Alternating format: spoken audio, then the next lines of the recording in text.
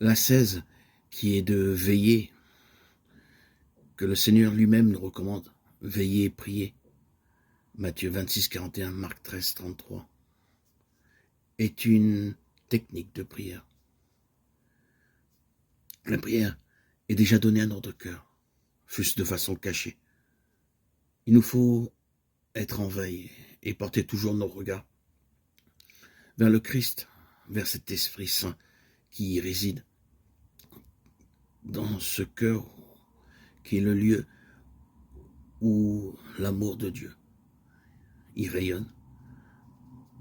Comment ne pas évoquer à ce propos l'image du trésor dans le champ? Quel trésor de bonnes œuvres, quelle richesse de fruits spirituels est cachée dans le champ du corps humain, et combien plus dans son cœur, pourvu qu'il soit bêché et fouillé.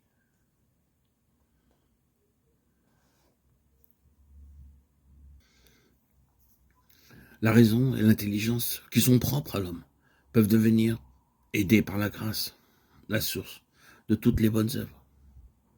Mais il faut retourner vers votre cœur et prendre en main votre corps. Alors, ne désespérez pas d'y trouver des trésors qui en valent la peine. Oui, un trésor est caché dans le champ du cœur. Comme le marchand de l'Évangile, il faut vendre tout pour acheter le champ et déterrer le trésor. Parfois, Dieu nous donne de surprendre comme un éclat de ce trésor. Il faudra à grande peine travailler le champ, non seulement défricher le sol matériel, cette tâche confiée par le Créateur au premier homme, Adam, s'impose toujours aujourd'hui, mais encore, à la sueur de notre front, défricher notre propre intérieur, mettre en culture cette jachère. Nous serons payés de nos peines, mieux encore, ce travail spirituel sera lui-même une joie. Il procure la paix véritable. L'homme dont le cœur est ainsi devenu libre peut se mettre à son écoute. Le cœur prie déjà sans que nous le sachions. Nous pouvons nous surprendre comme en flagrant délit de prière, car l'Esprit de Jésus, le premier, y balbutie en nous la prière. Pour nous livrer à cette prière, il suffit de nous renoncer nous-mêmes et de ne plus dresser de mur entre notre cœur et notre moi.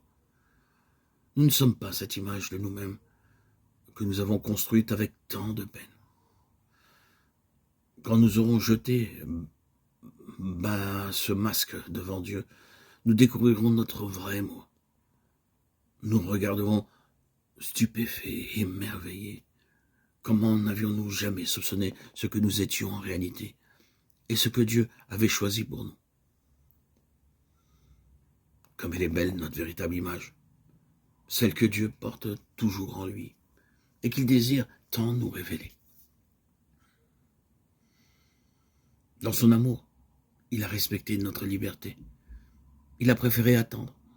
Cette image ne peut être rien d'autre que la ressemblance de son Fils, qui d'avance a vécu pour nous la vraie filiation, obéissant à la volonté du Père, jusqu'à la mort sur la croix. De sa prière à lui, de son combat, de sa vie et de sa mort, nous apprenons la prière. Nous avançons sur le chemin de la prière.